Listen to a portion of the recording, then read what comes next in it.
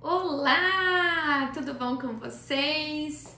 Estamos aqui com mais um vídeo no meu canal e eu gostaria primeiramente pedir para vocês ativar as notificações, se inscrever no meu canal para você que gosta de temas de psicologia, ou é psicólogo, ou é estudante de psicologia, ou gosta somente de ouvir sobre, né? Então sejam todos bem-vindos e vamos para mais um tema. Bom, o tema de hoje é sobre mudanças de comportamentos da vítima que passou por abuso sexual infantil ou abuso sexual na vida adulta, né? Mas aqui eu gosto muito de frisar sobre a criança porque é o meu principal foco mesmo é de alerta para os papais. Então fiquem alerta a esses comportamentos que eu vou estar linkando aqui para vocês. Eu até deixei tudo certinho aqui no computador para eu não passar nada batido e nem deixar nenhuma informação para que vocês possam ter elas totalmente listadas aí na mente de vocês e no vídeo. Bom, pessoal, nos dois últimos vídeos, para quem assistiu e para quem não assistiu, eu vou deixar aqui na descrição desse vídeo o link deles. Eu falei bastante sobre o abuso sexual infantil, como a gente pode prevenir com as crianças.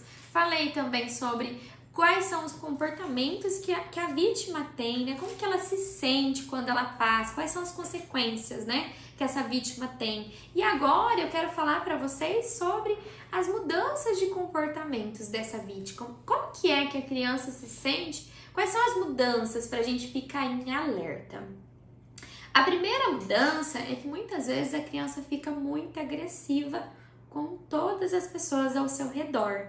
Isso é muito comum. Sabe aquela tristeza junto com raiva? Nós temos essa tendência. Muitas vezes a raiva da criança, ela vem escondida de uma tristeza. Então é uma tristeza por aquilo que ela passou, por aquela violência que ela sofreu, né? Então a gente precisa ficar em alerta por essa raiva em excesso, por essa agressividade em excesso. Outro comportamento que ela apresenta é magoar-se de forma proposital. Então você percebe que essa criança sempre acaba se machucando ou com palavras ou com comportamentos. Tem muito caso de criança se autolesionar após ter sofrido alguma situação de violência sexual ou violência física, né? Então, é muito comum a gente perceber esse comportamento dele se autolesionar, dele se machucar, né? Já que eu não tô dando conta desse sentimento que tá dentro do meu corpo, eu preciso passar ele para fora. Então, eu preciso colocar ele para fora de alguma maneira, né? Por isso eles utilizam essa atitude de se machucar, de se autolesionar. Outro comportamento que eles apresentam é começar a ter comportamentos de crianças menores da idade deles, né? Então, assim, eles começam a regredir. É muito comum criança que passou por violência sexual, eles terem um comportamento de regressão. Então, é aquela criança que já não fazia mais xixi na cama, e aí eles começam a fazer xixi na cama. Ou aquela criança que não chupava mais chupeta, e agora ele quer chupar chupeta. Que não dormia com luz acesa, agora eles querem dormir com luz acesa, que remete muito o sentimento de medo, né? Então, tanto o xixi como a luz do quarto, quando a criança tem essa necessidade, muitas vezes está linkado com o medo. E aí, nesse caso, é o medo de passar novamente pela situação de abuso. Afastar-se de pessoas de quem ela gosta ou de locais, porque podem fazer lembrar o que ela passou, o que ela aconteceu. Então é muito comum a criança ter esse comportamento de afastamento. Isso eu também trouxe bastante nos outros vídeos falando sobre o afastamento da criança, né? A criança ela tem uma tendência a se afastar de quem fez o abuso com ela, ou se afastar daquele local que ela sofreu, dela não querer mais ir para esse lugar, dela não querer estar mais lá, dela não querer que o tiozinho que fez o abuso com ela chegue perto dela, ou que abrace ela, ou que você perceba de certa maneira um desconforto dessa criança de estar nesses ambientes. Então é um sinal de alerta aí para vocês. Ela também apresenta o comportamento de desinteressar-se pela escola e a nota começa a cair. O rendimento escolar dela começa a cair. Isso acontece porque se ela não está sabendo lidar com esses comportamentos, é normal que na escola que é o lugar que muitas vezes ela passa a maior parte do tempo, que ela começa a ter uma queda na sua produtividade, né? Isso acontece muito também com a gente adulto. Se a gente está passando por alguma situação difícil em nossas vidas, a gente tem uma tendência a diminuir a nossa produção no nosso trabalho, né? E isso também acontece com as crianças. Ele também apresenta o comportamento de desinteressar-se por outras atividades que antes ele gostava muito, como fazer um esporte, como tocar um instrumento musical. Então, aquelas coisas que a criança gostava muito de fazer, jogar videogame, brincar com seus amiguinhos, estar nas mídias sociais. Então, ela passa a não querer mais fazer, né? Então, vocês percebem que são vários comportamentos que essa criança fazia antes e, de repente, ela vai deixando de fazer.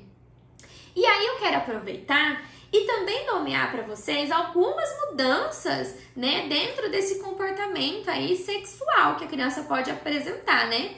Então, ele pode ter dificuldade de estabelecer relações íntimas e saudáveis com outras pessoas. Então, assim, essa criança que passou por isso e depois ela vai para sua vida adulta ou para sua adolescência, ela tem essa dificuldade de ter relações, não só relações sexuais na sua vida adulta, de desenvolver, né?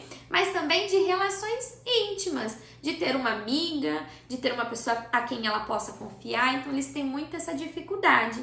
Tem também muita dificuldade de respeitar o não dela, sabe?